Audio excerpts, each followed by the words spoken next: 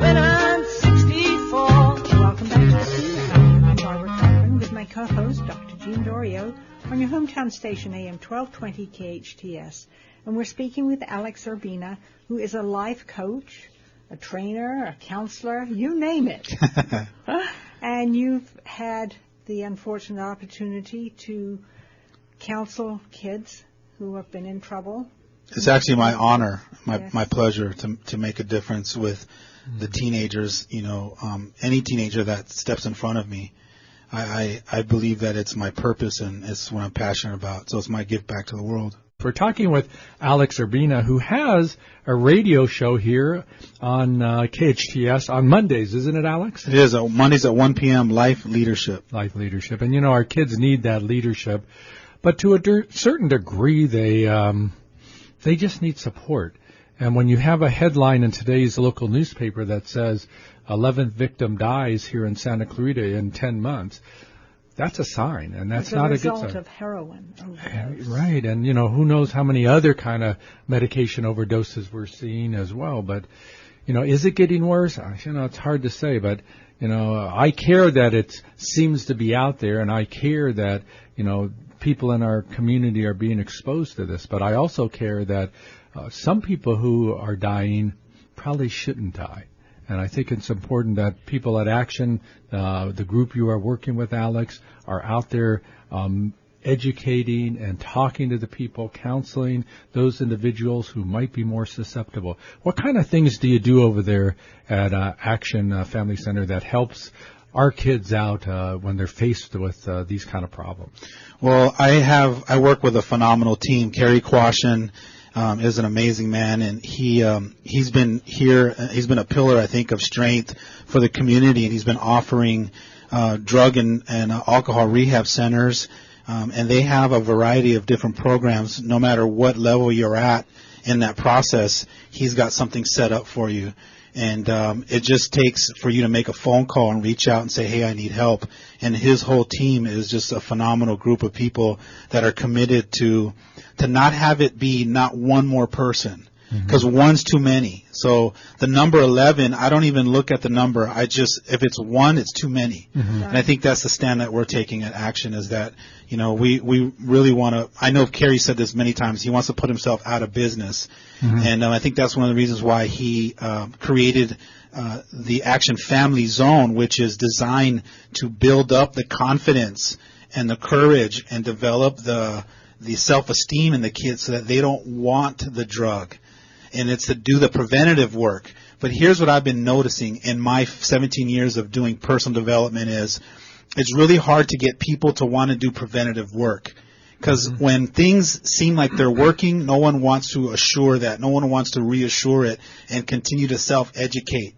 Parents are saying, my kid's fine. He's getting straight A's. So what's the problem? And then the next year, he's all of a sudden now full on into the drug scene.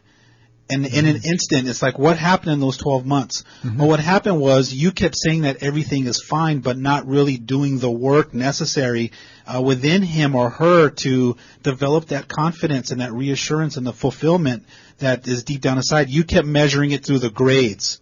Or you kept measuring it through, hey, he or she is the star athlete on our team.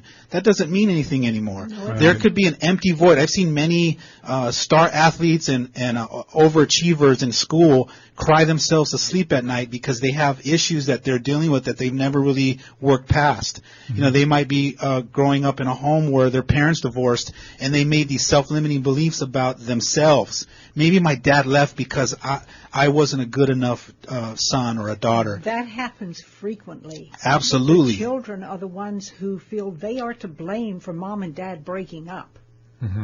And that is the furthest from the truth.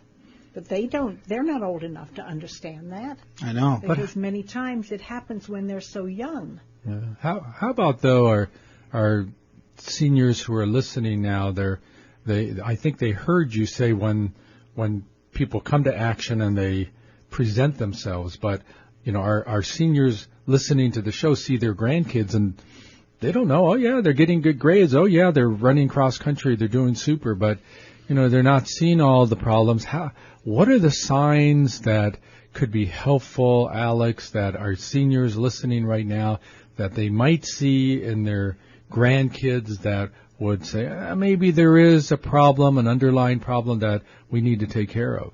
For me, I would say forget the signs. Give yourself permission to develop a relationship with your grandkids. An open, honest, sharing relationship where you and him or her could sit down on the couch, let them come spend the day with you or the weekend, and you sit down and you ask them questions, open up discussions, share a little bit about yourself, about when you were growing up. Ask them questions to find out more about what they aren't willing to tell their mom and dad. As a grandparent, you have a tool in your tool belt that the parents don't, and that's that you're not their mom and dad, and that you can be their friend and you can be their power of influence.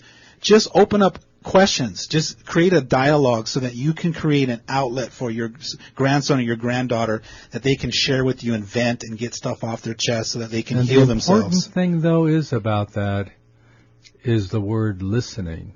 That's right. You have to listen to what they're saying, because so often you can ask them a lot of questions, but they'll just give you a positive answer where you don't really are not going to get the whole concept of what's truly going on. But if you listen to what they say, you could then ask the needed questions later that could help you keep them out of trouble. Absolutely. That's true. Unfortunately, we need to take a break from this very valuable conversation.